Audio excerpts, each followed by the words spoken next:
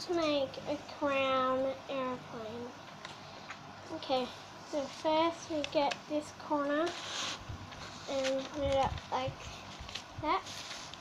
So we get this part here and go like that. Like that, so the corners are matching. And then you get this part and fold it 3 times. 1, 2, 3.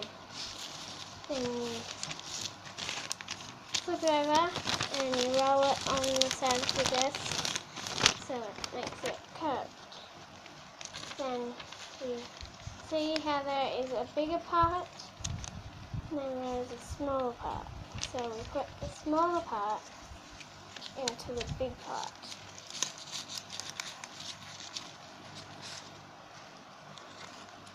Now let's see how it flies.